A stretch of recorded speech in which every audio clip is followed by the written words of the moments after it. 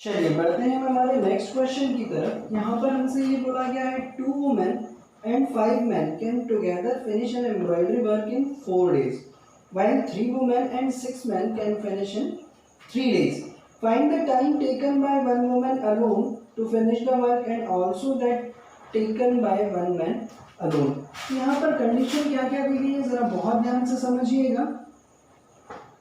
2 women and 5 men दोनों मिलकर इस काम को कितने दिन में कंप्लीट कर रहे थे? 4 डेज में। ठीक है भाई 3 वुमेन एंड 6 मैन ये दोनों मिलकर उस काम को कितने दिन में खत्म कर रहे थे? 3 दिन में। तब उस कंडीशन में हमें ये बताना है कि ये इंडिविजुअली उस काम को कितने दिन में खत्म करेंगे। चलिए देखते हैं हम यहाँ से। तो सबसे पहले let the work complete by one woman in X days and by one man in Y days। हमने ये मान लिया कि वुमेन जो है वो उस काम को X दिन में खत्म करेगा और मैन जो है वो उस काम को कितने दिन में खत्म करेगा? Y डेज में। ठीक है, तब ऐसी कंडीशन में work complete by one woman in 1 day. एक दिन में कितना काम करेगा वो? 1/x। Similarly work complete by one man in 1 day ये कितना काम करेगा? 1/y। अब जरा इस चीज को बहुत ध्यान से समझना। जो कंडीशन क्वेश्चन में दी गई है उन्होंने ये बोला कि 2 वुमेन और 5 मैन मिलकर उस काम को 4 दिन में खत्म करते हैं। तो 2 वुमेन और 5 मैन मिलकर एक दिन में कितना काम करेंगे? तो एक वुमेन का एक दिन का काम है 1/x, तो 2 वुमेन का कितना हो जाएगा? 2 × 1/x। इसी तरीके से एक मैन का एक दिन का काम है 1/y, तो 5 का कितना हो जाएगा? 5 × 1/y। और दोनों मिलकर काम को कितने दिन में खत्म कर रहे थे? 4 डेज में। तो उनका एक दिन का काम कितना हो जाएगा? 1/4। तो यहाँ से जो इक्वेशन हमें मिलने वाली है वो 2/x + 5/y = 1/4। सिमिलरली यही कंडीशन हम दूसरी कंडीशन से भी बना लें एक इक्वेशन। तो इसे नाम दे दीजिएगा इक्वेशन 1 और ये हो जाएगा हमारे पास 3/x + 6/y = 1/3। ये हो गई हमारे पास कंडीशन सेकंड। अब इन दोनों ही इक्वेशन को सॉल्व करते हैं हम और सबसे पहला काम इनको हम लेकर आते हैं इनकी जनरल फॉर्म में। तो जनरल फॉर्म में लाने के लिए सबसे पहला काम आप क्या करेंगे? Let 1/x = u and 1/y = v। तो ऐसा करने पर इक्वेशन क्या मिलने वाली है हमें? 2u + 5v = 1/4 और दूसरी इक्वेशन हमें मिलने वाली है 3u + 6v = 1/3। इन्हें नाम दे दीजिए इक्वेशन 3 और ये इक्वेशन 4। अब यहाँ से मैं क्या काम करने वाला हूँ जरा इसको भी बहुत ध्यान से समझिएगा आप लोग। मैंने क्या किया? इस इक्वेशन 3 में 3 का मल्टीप्लाई कर दिया और इक्वेशन 4 में 2 का मल्टीप्लाई कर दिया। तो ऐसा करने पर मुझे क्या मिलने वाला है? ये हो जाएगा मेरे पास 6u + 15v और इसमें 3 का मल्टीप्लाई करने पर ये कितना हो जाएगा? 3/4। इसी तरीके से इसमें यदि अगर 2 का मल्टीप्लाई कर दूं तो ये हो जाएगा मेरे पास 6u + 12v = 2/3। ठीक है, इन दोनों इक्वेशन को हम सॉल्व करते हैं और इसमें से इसको सब्ट्रैक्ट करते हैं। तो ये माइनस ये माइनस ये माइनस ये तो कैंसिल होने वाला है। 15v - 12v ये कितना बचेगा हमारे पास? 3v। ठीक है, और यहाँ पर बचेगा हमारे पास 3/4 - 2/3।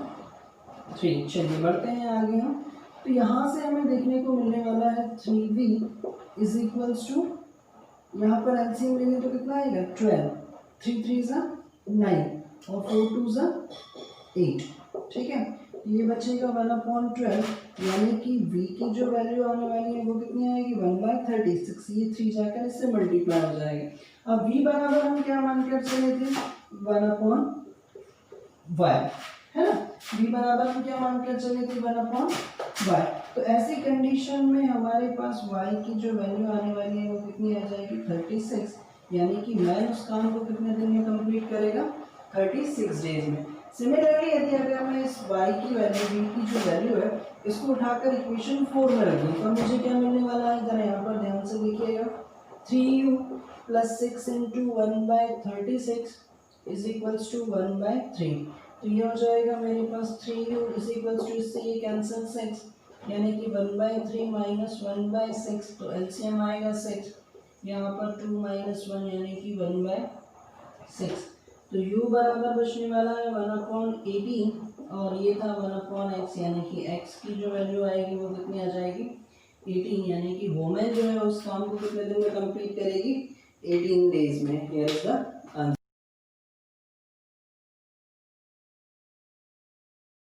चलिए देखते हैं अगले क्वेश्चन में हमसे क्या बोला गया। ये भी एक इंटरेस्टिंग क्वेश्चन है और कई बार आपके बोर्ड एग्जाम्स में पूछा गया है, तो बहुत ध्यान से समझिएगा जरा। Ruhi travels 300 km to her home, partly by train and partly by bus. She takes 4 hours if she travels 60 km by train and the remaining by bus. If she travels 100 km by train and remaining by bus, she takes 10 minutes longer. Find the speed of the train and the bus separately. ठीक है, यहाँ पर जो जो चीज़ें दी गई हैं मैं आप लोगों को मेंशन कर देता हूँ कि रूही को अपने गांव तक जाने के लिए या फिर अपनी सिटी तक जाने के लिए टोटल डिस्टेंस कितनी ट्रैवल करनी पड़ रही है। टोटल डिस्टेंस जो है वो है 300 किलोमीटर, ठीक है। अब पहली कंडीशन में वो क्या करती है 60 किलोमीटर चलती है किससे, बस से, ठीक है। तो रिमेनिंग कितना बच रहा है 240 किलोमीटर, ये चल रही है किससे, ट्रेन से। और ऐसा करने में टोटल समय कितना लग रहा है उसको 4 आवर, ठीक है। अब दूसरी कंडीशन में क्या बोला गया 100 किलोमीटर बाय बस एंड 200 किलोमीटर बाय ट्रेन, और ऐसा करने में उसको कितना लग रहा है 10 मिनट ज़्यादा, यानी कि 4 आवर 10 मिनट। तब उस कंडीशन में हमें सेपरेटली बस और ट्रेन की स्पीड निकालकर बताना है। चलिए देखते हैं हम यहाँ से। तो सबसे पहले ही काम, let the speed of bus be x kilometre per hour and the speed of train be y kilometre per hour, ठीक है। तो ऐसी कंडीशन में हमें ये मालूम है कि टाइम इज इक्वल्स टू क्या होता है डिस्टेंस अपॉन स्पीड। तो हम यहाँ पर वो अप्लाई करते हैं अकॉर्डिंग टू क्वेश्चन।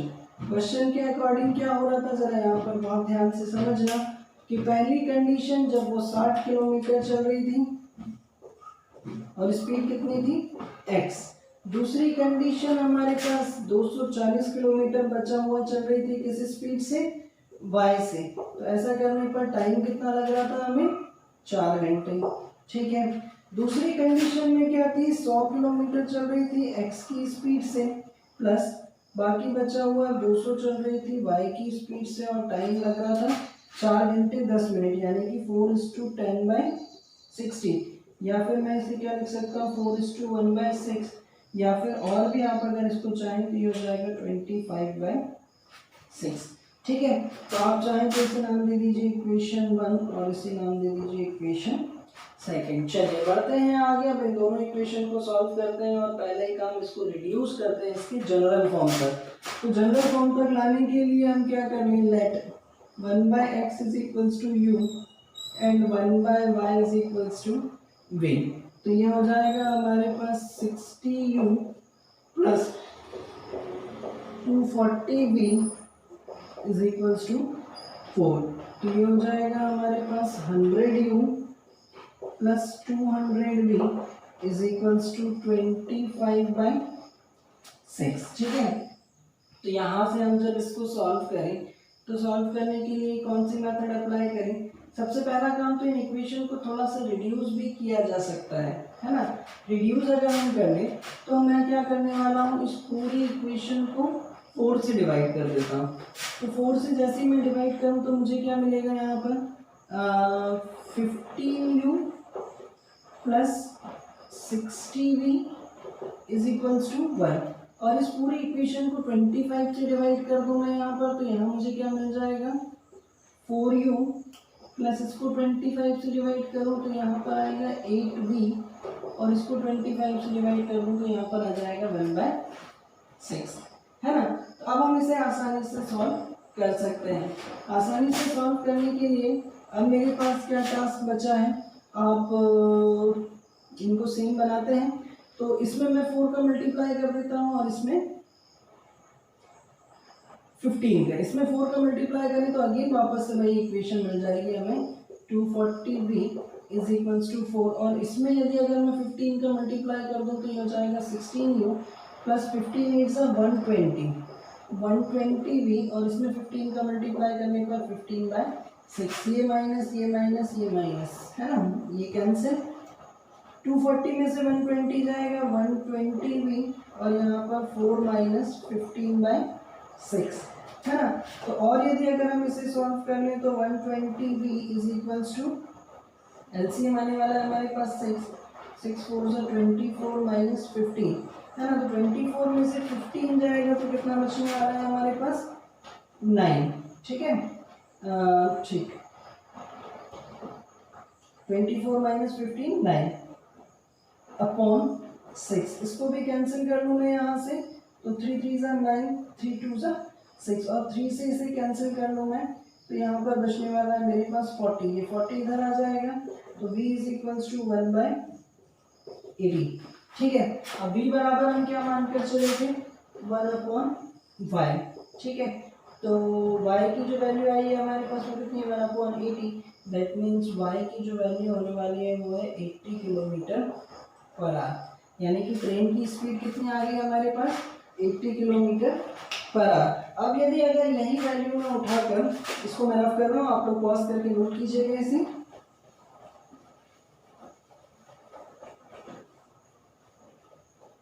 इस y की वैल्यू को उठाकर मैं सब्स्टिट्यूट करता हूँ कहाँ पर, इक्वेशन इसमें। ठीक है, यानी कि ये हो जाएगा हमारे पास 60u प्लस 240 इंटू v की वैल्यू कितनी है ये 1/80 इज इक्वल्स टू 4। इससे ये कैंसिल 8 3 ज़ा 24 तो 60u is equals to 4 minus 3। तो u बराबर आने वाला है हमारे पास 1/60 और ये था 1/x। तो x बराबर कितना हो जाएगा हमारे पास 60 किलोमीटर पर आवर। ठीक है, तो हमारे पास यहाँ से ट्रेन की स्पीड जो है, सॉरी बस की स्पीड जो है वो 60 kilometre per hour and the speed of train भी 80 किलोमीटर पर आवर। चलिए बढ़ते हैं हम एक और मोस्ट इम्पॉर्टेंट क्वेश्चन की तरफ। ये भी बहुत बहुत इम्पॉर्टेंट है, कई बार आपके बोर्ड एग्जाम्स में पूछा गया है। इस क्वेश्चन में क्या बोला गया, in triangle ABC angle C is equals to thrice of angle B and it is equals to twice of angle A plus angle B. In such a condition we have to find 3 angles, है ना, all the 3 angles। तो सबसे पहली चीज यदि अगर मैं यहाँ पर बात कर लूँ आपसे, तो सबसे पहले we know that in any triangle angle A plus angle B plus angle C is equals to 180 degree, that is angle sum property. The sum of all 3 angles of a triangle is 180 degree. Now according to question, है ना, question के according हमसे क्या बोला गया, angle A plus angle B and angle C is equals to thrice of angle B. So when we put the value of angle C, that is thrice of angle B, we get this. ठीक है, that means angle A plus 4 times of angle B is equals to 180 degree. It gives the name equation 1. Now again angle A plus angle B और C की जगह पर अब मैं क्या रख रहा हूँ, twice of angle A plus angle B is equals to 180 degree. Again angle A plus angle B plus twice of angle A plus twice of angle B is equals to 180 degree. So angle A plus angle A is equals to thrice of angle A, thrice of angle B is equals to 180 degree. यदि अगर मैं 3 common लेकर इससे divide कर दूं तो angle A plus angle B is equals to, यहाँ पर कितना बचने वाला है मेरे पास 60 degree. That is equation 2. Now we solve equation first and second. तो angle A plus 4 times of angle B is equals to क्या है मेरे पास 180 डिग्री. ठीक है. And angle A plus angle B is equals to है मेरे पास 60 डिग्री. इसको सब्ट्रैक्ट कर दूं तो ये कैंसिल, 4b माइनस b तो thrice of angle B 180 minus 60 यानी कि 120.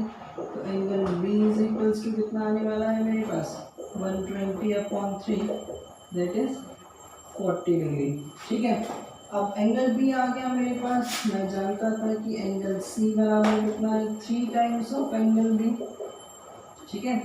तो ये बचेगा 3 इंटू 40. तो एंगल C की जो वैल्यू है वो कितनी आने वाली है 120 डिग्री. 120 प्लस 40 60. तो एंगल A बराबर कितना आने वाला है 20 degree. Here is the answers. बढ़ते हैं हमारे नेक्स्ट क्वेश्चन की तरफ. और ये भी एक अच्छा क्वेश्चन है, बाकी क्वेश्चनों से डिफरेंट, और ये भी आपके बोर्ड एग्जाम्स में पूछा गया है. तो ये भी मैं आप लोगों से डिस्कस कर लेता हूँ. इसमें ये बोला गया है कि ABCD एक साइक्लिक कोऑर्डिनेटर है. तो इस पोजीशन में हमें इसके सारे एंगल्स फाइंड करके बताना है. तो सबसे पहले इसको स्टार्ट करने से पहले मैं साइक्लिक कोऑर्डिनेटर की आपको प्रॉपर्टीज बता दूं कि साइक्लिक कोऑर्डिनेटर के जो अपोजिट एंगल्स होते हैं वो सप्लीमेंट्री होते हैं, यानी कि उनका जो सम होता है वो कितना होता है 180 degree. That means according to question angle A plus angle C is equals to 180 degree. In the same way angle B plus angle D is equals to 180 degree. ये मैं आपको ऑलरेडी बता चुका हूँ कि इनके जो अपोजिट एंगल्स होते हैं वो कैसे होते हैं सप्लीमेंट्री होते हैं. उनका सम कितना होता है 180 डिग्री होता है. चलिए इस वैल्यूज हम यहाँ पर रखते हैं. तब हमें क्या मिलने वाला है angle A plus angle C यानी कि -4x plus 4y plus 20 is equals to क्या होने वाला है 180 डिग्री. यानी कि -4x plus 4y is equals to 20 को इधर शिफ्ट कर दूं तो कितना मिलेगा 160 डिग्री. अगर मैं इस पूरी इक्वेशन को 4 से डिवाइड कर दूं, या फिर चलिए 4 से डिवाइड कर देता हूं, तो यहाँ पर बचने वाला है मेरे पास x plus Y is equals to 4 से डिवाइड करने पर यहाँ पर बचेगा मेरे पास 40 डिग्री. इसे नाम दे दीजिए equation 1. Similarly in case of angle B plus angle D मुझे क्या मिलने वाला है -7x plus 5 plus 3y minus 5 is equals to 180 degree. तो ये +5 -5 तो कैंसिल, यहाँ पर बचा -7x plus 3y is equals to 180 degree. Here is the equation 2. Now इन दोनों इक्वेशन को मैं सॉल्व करता हूँ और यहाँ से एक्स वाई की वैल्यू कैलकुलेट करने की कोशिश करते हैं. ठीक है. तो यहाँ पर है हमारे पास -x प्लस 7y. तो मैं इसी इक्वेशन 1 में 7 का मल्टीप्लाई कर देता हूँ. तो उससे मुझे क्या मिलेगा -7x plus 7y is equals to 28 यानी कि 280. और दूसरी इक्वेशन थी मेरे पास -7x plus 3y is equals to 180 degree. इसको अगर मैं माइनस करूं तो ये प्लस, ये माइनस और ये माइनस, ये कैंसिल. यहाँ पर बचने वाला है 4y. 280 माइनस 180 कितना बचने वाला है मेरे पास 100. यानी कि y की जो वैल्यू है वो कितनी आ गई मेरे पास 25 डिग्री. इस y की वैल्यू 25 डिग्री को उठाकर मैं रखने वाला हूँ इक्वेशन 1 में. तो x plus 25 is equals to 40. तो ये हो जाएगा 40 माइनस 25, ये बचने वाला है मेरे पास कितना, ओह माय गॉड, तो माइनस में आने लगा। चलिए देखते हैं हम कहाँ गड़बड़ी करी है हमने। y की वैल्यू 25 है ना, तो माइनस एक्स प्लस 25 कुछ गड़बड़ है। 7 में माइनस 3 में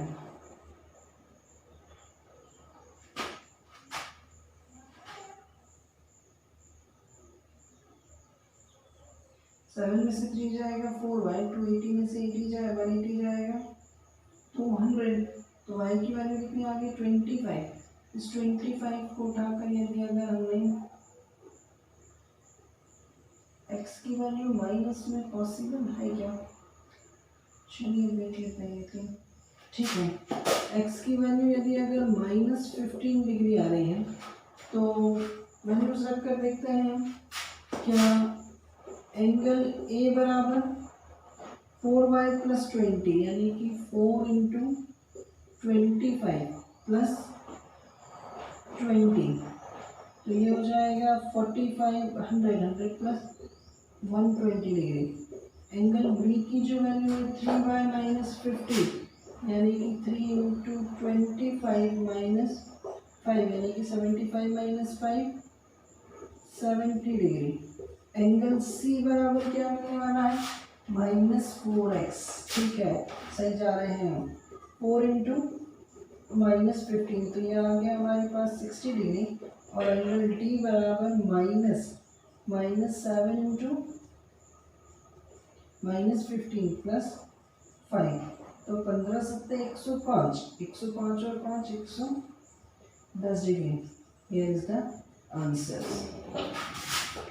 चलिए आगे बढ़ते हैं और कुछ क्वेश्चंस हम इस टाइप्स के भी देख लेते हैं जहाँ पर इक्वेशन अपन को जनरल फॉर्म में नहीं दी जाती है। तब ऐसी कंडीशन में हमें क्या करना पड़ता है, सबसे पहला काम होता है कि हम इन इक्वेशंस को इनकी जनरल फॉर्म में कन्वर्ट करें, देन उसके बाद इसे सॉल्व करें। तो कैसे करेंगे यहाँ पर ज़रा बहुत ध्यान से समझिएगा। यहाँ पर हमें ये दो इक्वेशन दे दी गई है, ये इक्वेशन 1 और ये इक्वेशन 2। तो ऐसी परिस्थिति में आप सबसे पहला काम late 1/√x is equals to क्या मान लें u and 1/√y is equals to क्या मान लें v। तो ऐसी परिस्थिति में आपको क्या मिलने वाला है 2u plus 3v is equals to 2 और यहाँ पर मिलने वाला है 4u minus 9v is equals to -1। आप चाहे तो इन्हें भी नाम दे दीजिए इक्वेशन 3 और ये इक्वेशन 4।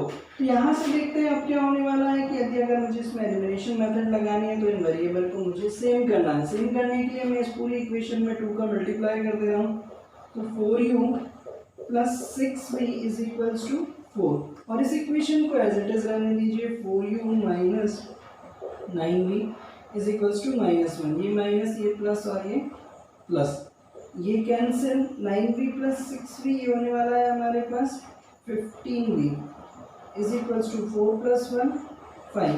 तो v की जो वैल्यू आने वाली है वो कितनी है हमारे पास, जरा बहुत ध्यान से समझिएगा, 5/15 दैट इज 1/3। ठीक है, बढ़ते हैं आगे।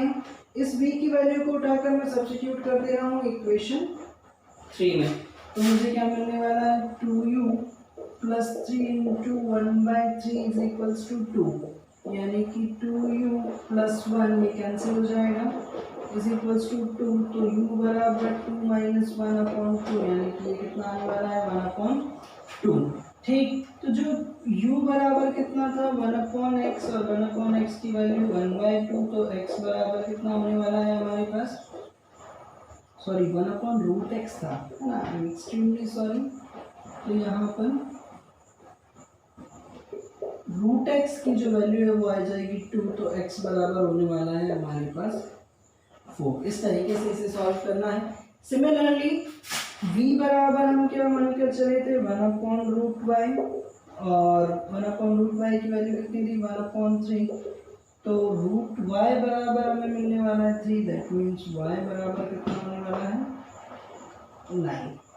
ठीक है, here is the answer, x is equals to 4 and y is equals to 9। चलिए एक और क्वेश्चन देख, चलिए बढ़ते हैं हम एक और क्वेश्चन की तरफ। यहाँ पर भी हमें जो इक्वेशन है वो सिस्टमेटिक फॉर्म में नहीं दी गई है और उसके बाद हमें एक्स और वाई के लिए इसको सॉल्व करने के लिए बोला गया है। तो चलिए देखते हैं क्या होने वाला है इसमें। तो ऐसी कंडीशन में मैंने सबसे पहले जो इक्वेशन दी गई थी उन्हें नाम दे दिया equation 1 and equation 2। Now in next step 7x minus 2y we can write xy with 5। यदि अगर मैं इसको इधर ट्रांसपोज कर दूं तो 5xy, similarly 8x plus 7y is equals to 15xy। ठीक है, अब अगली स्टेप में मैं क्या करने वाला हूँ, इन दोनों ही इक्वेशंस को एक्स वाई से दोनों तरफ डिवाइड करने वाला हूँ। ठीक है, ऐसा करने से इक्वेशन बैलेंस रहेंगे और इन पर कोई इफेक्ट भी नहीं पड़ेगा। That means 7x upon x y minus 2y upon x y is equals to 5xy upon x y. ऐसा मैं इसीलिए कर रहा हूँ क्योंकि यहाँ पर हमारे पास जनरल फॉर्म में कांस्टेंट टर्म हमेशा क्या होती है, उसके साथ कोई वेरिएबल नहीं होता है। तो इस वेरिएबल्स को एलिमिनेट करने के लिए यहाँ पर कांस्टेंट टर्म के साथ जो भी है उससे मैंने पूरी इक्वेशन को डिवाइड कर दिया। In the same way we can do with the next equation.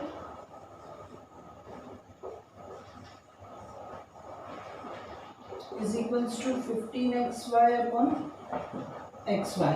तो देखते हैं यहाँ पर क्या क्या होने वाला है। इस x से x कैंसिल, इस y से ये y कैंसिल, एक्स वाई से एक्स वाई कैंसिल, यहाँ पर x से x कैंसिल, y से y कैंसिल, एक्स वाई से एक्स वाई कैंसिल। ठीक है, तो क्या क्या बचने वाला है जरा यहाँ पर आप ध्यान से देखिए। 7 upon y minus 2 upon x is equals to 5। ठीक है, यहाँ पर 8 upon y plus 7 upon x is equals to क्या बचने वाला है 15। अब यहाँ से हमारा काम आसान है, इस टाइप के क्वेश्चन हमने किए हुए हैं। तब हम क्या करने वाले हैं, let 1 upon x is equals to u मान लें and 1 upon y is equals to क्या मान लें, आप बी मान लें। तो ऐसा करने पर आपको मिलेगा 7b minus 2u is equals to 5 और यहाँ पर 8b plus 7u is equals to 15। देखते हैं अगला काम क्या होने वाला है। अब यदि अगर मैं इसमें कौन सी मेथड लगाऊं, एलिमिनेशन सब्स्टिट्यूशन लगा कर देखते हैं, है ना। अगर मैं यहाँ पर सब्स्टिट्यूशन मेथड लगा दूं तो मुझे क्या मिलने वाला है। सबसे पहला काम मैं यहाँ से 7b की वैल्यू निकालता हूँ। तो 7b बराबर 5 प्लस 2u।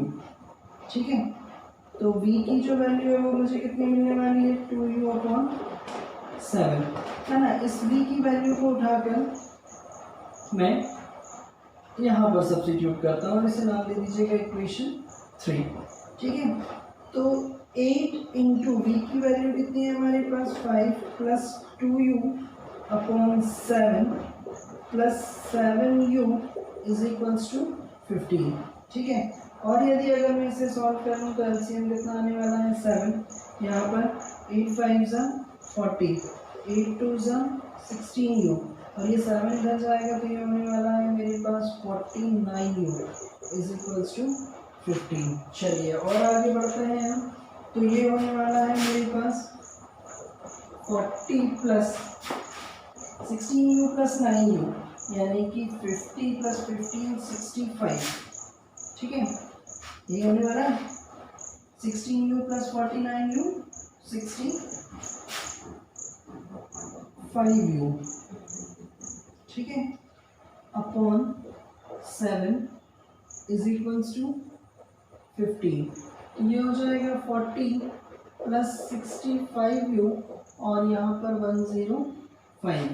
ठीक है, तो अगेन यहाँ पर 65u is equals to 105 minus 40, तो ये भी कितना बचने वाला है 65। तो u की जो वैल्यू है मेरे पास वो कितनी आने वाली है 1, है ना। अब u बराबर हम कितना मान कर चले थे, u बराबर था हमारे पास 1 अपॉन एक्स, है ना, इज इक्वल्स टू 1। तो x की वैल्यू कितनी आ जाएगी हमारे पास 1। ठीक है, इसी तरीके से इस u की जो वैल्यू है इसे मैं सब्स्टिट्यूट कर देता हूँ यहाँ कहीं पर इस इक्वेशन में। इससे पहले मुझे इसे रफ करना पड़ेगा और आप लोग पॉज करके इसे नोट कीजिएगा।